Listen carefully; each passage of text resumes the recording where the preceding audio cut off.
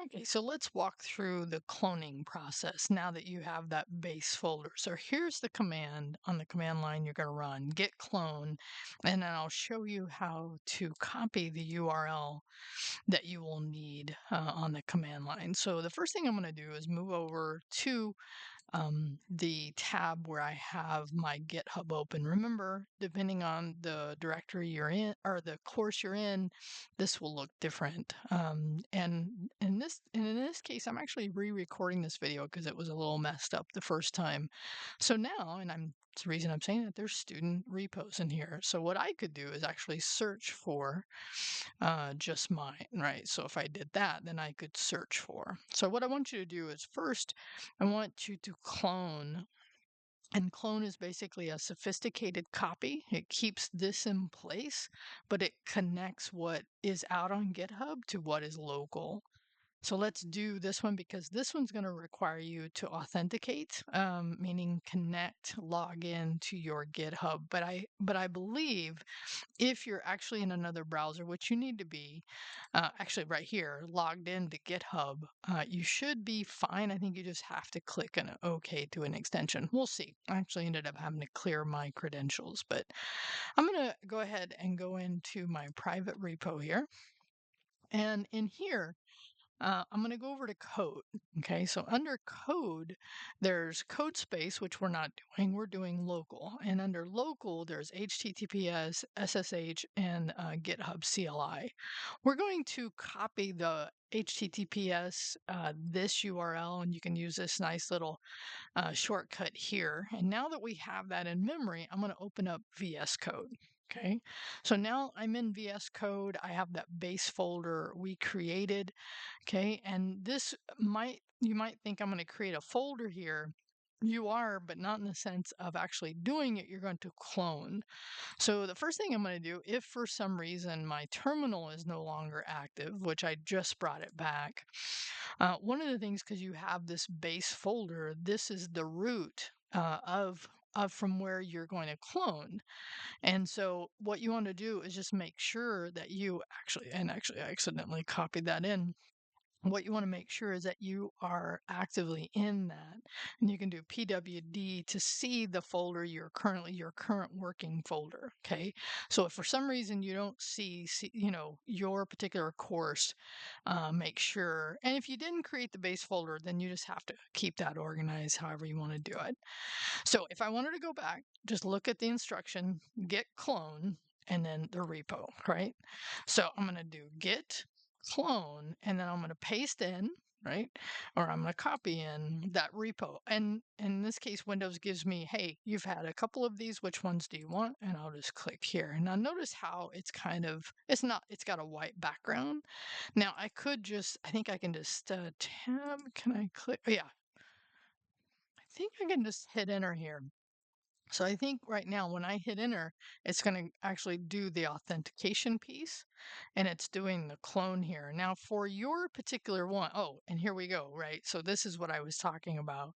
There are various ways you could do a token. That's actually something you would create on GitHub. If you're interested in doing that, come talk to me. For most students for the beginning, I just say sign in to the browser.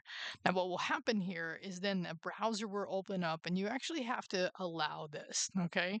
Now, your list is going to look different than mine, but I'm just going to authorize the GitHub ecosystem, and that authenticates it. And what happened as soon as I did that, which didn't allow you to see this part, was that once I did that authentication, right, this is the step here. And by the way, it's really good to actually step through this step by step and just look at it. And so what this really means is, and we could go through each, but honestly, at this point, as long as you ended with no errors, you have it. But the other way you know this is true is if you look over here of Explorer, you see that you have a new folder. That folder then is connected via authentication through the cloning process to what's out on GitHub. And that's how you can change code locally, do the version control, and then go from there. Okay. So we're going to go ahead and do the other one as well. So I'm going to go back here. I'm going to grab my public as well. Okay, so I'm going to grab, and I happen to see it here. If not, I would search for it. Oh, actually, that's the student one I was playing with. I'm actually doing my own right now. So please don't let that throw you off. So in this case, I'm going to go to my pub. There it is, my pub. Okay. Actually, I have a couple other things out here than normal, but it doesn't matter. Don't worry about that. Just same process. Come over to code, make sure you're on local HTTPS, copy that. Okay. And then come back to VS Code. Okay.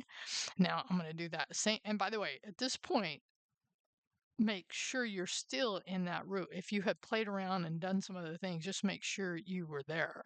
So git clone. I'm going to move my mouse so you can see it.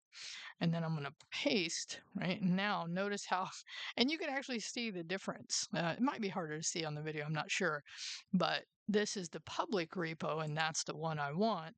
And so now the public repo doesn't require authentication because it's public, even though we're in the organization, everybody from the outside can see it.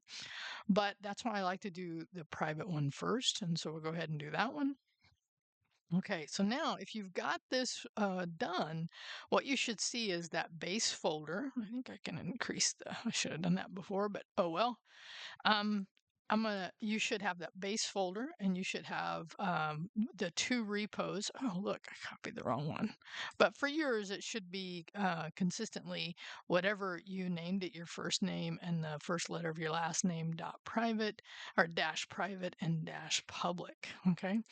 Now, depending on the course you're in, there may be times when you actually open these as the root, and you could do that as well.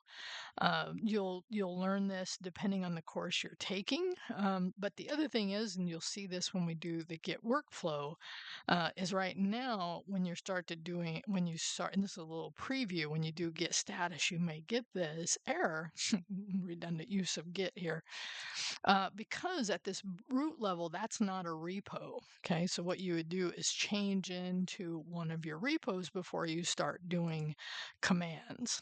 Again, if I did S, could do private and hit enter. That's one way to do it. The other way is right click, open an integrated terminal. And I think at this point I'm actually duplicating the next one, but it's always not bad to learn more than once. So now you're going to learn in the next video how to do the workflow.